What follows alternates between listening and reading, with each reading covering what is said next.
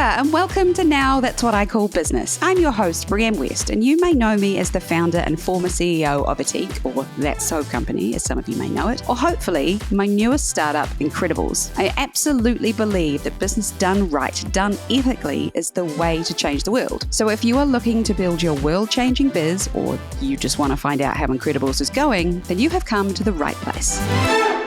Kia ora and welcome back to another episode all about sustainable business and how you can inject a little bit more sustainability every day. Because sustainability is confusing as fuck. And a survey I read not so long ago said that 85% of business owners want to start injecting more sustainability into their business, but have no idea how to start. Well, here I am. Today's episode is 10 steps towards becoming more sustainable. Baby steps though, because I get that it's overwhelming. It's all seen as very expensive and detrimental to your business to do, but I promise you it doesn't have to be. And also, if we don't do it, it's going to cost us an awful lot more in the long run. First, let's take a step back and define what the hell sustainability is. According to the official definition, business sustainability is the practice of strategies that will allow a business to meet its current needs whilst not impacting the future. Basically, if you can continue running your business indefinitely without causing harm to people or planet, you're officially a sustainable business. That is a fucking high bar, and I would hazard a guess based on that definition that no business is truly sustainable, because so much of what we do is out of our hands, right? But that doesn't mean that we cannot be better, because a true sustainability journey is about communicating that to our customers, talking about what we're doing well, talk about what we're still working on, and always looking for continuous improvement. It's not a one and done. It's not a box ticking exercise. No business is perfect, but we can all do better. I help businesses do this all the time. I help them build strategies and then carry them out. And that's how I approach it. We create science-backed goals, we break them down into baby steps, and then we start ticking them off. But we are always looking for continuous improvement because things change, supply chains change, and you must always keep an eye on what you can do better. And there's always new developments in green technology, so new packaging might become available that makes it even more exciting. I am over the greenwashing bullshit in the sustainability business world. I understand that it is not something a lot of people are familiar with, but I'm over it. But I do understand that this is a little scary and a little overwhelming. So here is how to inject real, genuine sustainability into your business that will have an impact and start you on your journey. But we're going to start easy with this first installment. So if you think some of these are a little bit pathetic, that is on purpose. Number one is carbon measurement and offsetting. Okay, I didn't start that easy. This one sounds hard, but it's also the one that if you haven't started doing voluntarily already, some countries are going to start requiring this, which is particularly relevant if you're going to export. But it also means that eventually Aotearoa will probably follow. So you may as well get ahead of the curve and start reaping the benefits. The first step, of course, is measuring because you can't tackle what you haven't measured. I highly recommend you make this easy and you get an independent agency to do it for you. Not only is it more robust, but they take all the hard work out of it. All you need to do is provide them with a bunch of raw data, things like power bills, your travel, your supply chain invoices, freight documentation, so on, and they will do the heavy lifting for you. I use ECOS, but there are quite literally hundreds of agencies now who will do this for you. Then they report back to you with a figure. And once you have taken a deep breath and relaxed, because it's usually a lot higher than you think it is, that comes step 2, which is offsetting. I know, before anyone gets at me in the comments, offsetting is not a silver bullet, but it is an excellent first step for those of you entering the water whilst you figure out how to lower your emissions, which is then the next stage, because it's a bit trickier and we'll get into it in another episode. You can usually offset through the agency you have used to measure your emissions, but there are a few things you do want to watch out for. And the cheaper the carbon, the less robust it probably is. So ensure the offsetting company you work with has certifications and independent auditing. Find a company that works with ethical projects. Offsetting is not just planting trees. It really should involve things like investing in renewable energy. I have always used a carbon offset program which invests into the likes of renewable energy, but also carbon capture technology or replacing wood-burning stoves with something cleaner. And when I pay for tree planting, it's in addition to those investments because tree planting is not really offsetting. I have used both ecology with an I and only one to do this. And they also do things like planting coral and pulling plastic out of the ocean. And they're a kind of a fun gamified way to get into this. If you go the tree planting only route, ensure the trees you are planting are native species to the area, as some exotic species do more harm than good. Looking at you, pine. I really love what a company called the Eden Reforestation Projects do. So they are using business to change the world, right? Not only do they plant native species around the world, but they pay and work with local indigenous communities to source the seeds, plant the trees, and then pay them for long-term forest guardianship.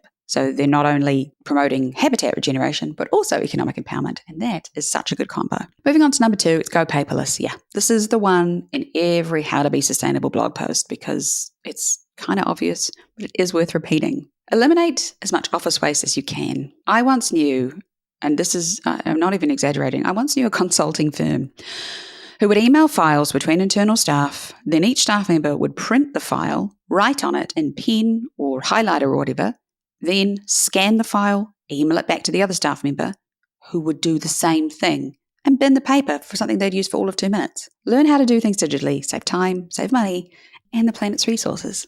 Number 3 is to turn things off. I know, that seems really obvious, but how many times have you driven through the CBD and you can see all these offices with the lights still on and the air conditioning? Okay, fine. You can't see the air conditioning, but it is a very common practice. Air conditioning uses about 20% of all energy used in buildings around the world, and it's responsible for about 6% of global energy use.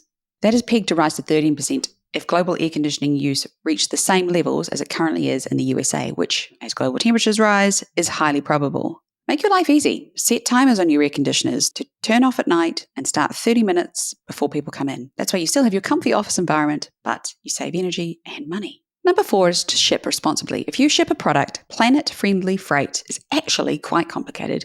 And down in the show notes, I'm going to pop a very interesting study done by NZ Post comparing different shipping materials and what was actually best, because it probably isn't what you think it is. In the meantime, have a look at what you ship in. An easy win is to scrap excess plastic, like unrecyclable bubble wrap, for example, or excessive box sizes. Looking at you, Amazon. Get efficient with what you use to ship in. Yes, fine, unboxing is a social media phenomenon, although it's a dying one. But do you know what looks terrible on social media? Bubble wrap, bobbing past on ocean currents as you try and find a fish on a dead coral reef. Okay, I'm being dramatic for dramatic effect. Ditch the bubble wrap for recycled, compostable paper, or better yet, get boxes that fit your product so snugly you don't need to put anything in there at all. There are specialists who can help you with this for sure, but it's a little bit of common sense and a little bit of practical experiment. And it usually just needs a little bit of thinking. Easy win. Number 5 is to outfit your office sustainably. And again, this is one that feels like it isn't actually that impactful, but our vote with our dollar is incredibly powerful. So use your company dollars to vote for a world that you want. Tea, coffee, paper, if you're going to carry on using it, pens, these are all consumables that your office uses. So try and find genuinely sustainable or more ethical options. So fair trade tea and coffee, plant-based milk options, plastic-free tea bags, recycled and recyclable paper with certifications, or even find refillable pens. They are around. This really is the bare minimum, right, of how we should all be purchasing, so this is an incredibly easy one to implement. Number 6, waste. Super exciting, but a big one. Start measuring your waste. Your business waste, that is, to be very clear. So whether it's office waste, factory, warehouse, whatever it is you throw in the bin, start paying attention. At a minimum, you should start separating them out into recyclables, unrecyclables, landfill, and compostables or food waste. And if you don't already start composting, you should definitely do that. It's very easy to do in an office environment, and it doesn't smell if done properly. Now, if you have a special pickup for your waste, they probably already measure it for you. There are companies that do that to make it nice and easy. But you can also do it, or just start paying attention and finding what it is that makes an appearance often in the landfill bucket or the recycling bucket, because we all know the recycling isn't the answer. But once you have a couple of months of data, you can start seeing what realistic goals look like, because a long-term goal that you want to aim for is less than 5% to landfill. Number 7 is talking about merch. To merch or not to merch? That is the question. I'm going to vote with not merching. I totally get the desire to slap your logo on stickers and bottles and t-shirts and everything in between. You want to slap the brand that you love on everything. Instead of making a whole bunch of merch that nobody really wants, maybe you should just tattoo it on your forehead, because business merch is a huge waste of resources. I cannot count the number of reusable drink bottles I have unwillingly taken home from well-meaning entrepreneurs and conferences. So unless it's mission critical, don't do it. If you want to wear a branded t-shirt to an event like a conference or a pitch, at least ensure that the t-shirt is made by people paid a living wage with resources that don't pollute the planet. I can't tell you the number of times I've been to places that are apparently committed to conservation and sustainability, and their t-shirts cost them $3. I don't need to go on about how bad the fashion industry, but we really don't need more t-shirts, 50% of which will end up in the landfill within a year. However, I have come up with a cool idea for Incredibles, which I will be implementing, which is those iron-on, plastic-free transfers. So instead of buying new t-shirts, I'm just going to put those transfers on t-shirts I already own. And we'll be offering that to our customers too, because people want merch. I get it. But if you can, refrain. Number 8 is a big question, and it's a very philosophical one. We'll talk a little bit more about it in a future post, but it's a good thing to start thinking about now. In the purest terms, obviously, the most sustainable product is the one you didn't buy. But of course, people are going to buy things they need to live, have kids, have fun, and so on. But not everything that we've been told is necessary to do those things is actually necessary. To give you an example of how you might think about doing this, I have, as part of our MPD checklist, which is a new product development checklist, a necessary question. We have to answer several questions. Does this product displace a more wasteful alternative? Can we do it in a way that is fabulous for the consumer, but doesn't contravene any of our values? And 3, is someone else already doing this? And if so, can we do it better? If the answer is no to any of those, then we don't do it. Because if we do, we're just creating stuff for the hell of it. And it doesn't matter how sustainable the ingredients are or how wonderful your policies are, more products are just inherently unhelpful. So put some checks and balances into your R&D process. You might be surprised and maybe a little bit sad by what you find. The penultimate one is travel policies. I say this as someone who travels extensively, but only when I have to. And I appreciate, whilst people focus on travel a lot, where I think there is easier things to tackle, like food waste, which has a far greater impact on the planet. But there is no denying that travel is very impactful for climate change, and regulating it is an easy way to lower that impact. So the idea that Zoom calls are the same thing as an in-person meeting are unfortunately not true. You will struggle to build a truly great relationship with an investor or a buyer if you never meet them face-to-face. Sure, I mean, we found out we could, if we had to, during the pandemic, but business travel has rebounded so fast that it really does show you that those in-person meetings are very important. Sometimes you just need to see people face-to-face to get stuff done. So put policies into place requiring things like travel by train, not a thing in Aotearoa usually, but if you're traveling through Europe, definitely an option. Car sharing, getting people to and from work, or remote working, biking to work, and so on. Travel must tick some boxes before it's approved. Ensure it's absolutely necessary, it's not just some jaunt that they want to do. And can you do more than one thing while you're away? So make trips as efficient as possible, make them as direct as possible, and pack as light as you can. And of course, when you fly, make sure you offset it, not through the airline, because most of those aren't super robust, but through the platform that you already use to offset your carbon from point 1, such as ecology. Lucky last, arguably the most important, number 10 is sustainability is about people. And that is all people across your supply chain, all the way to the end user. If you don't have diversity, equity, and inclusion policies in your business, you need to.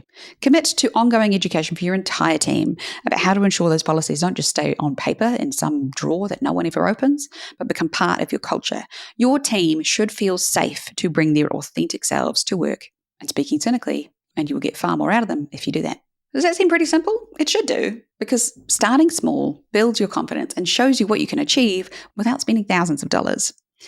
And these things are truly impactful. They might seem small, but if we all did them, imagine what the difference would be. The next stage gets a little bit harder. That's where we're going to start looking at things like minimizing your carbon footprint and analyzing your supply chain. But baby steps, remember. Hopefully you've already got some of these in place, but you've also got something you can now add to them. For those of you who don't, let's start taking them off. If you have any questions, you know where I am, but don't forget to look at businessbutbetter.com. Short and sweet, like all the best podcasts, right? Thank you for learning with me. It is always an absolute blast to put these together and share these stories, some of them which are a little ridiculous, and they all come from building a business that will hopefully change the world. If you enjoyed this episode, don't keep it to yourself and feel free to drop me a rating and hit that subscribe button. Kia ora, and see you next week where I will have another incredible episode for you.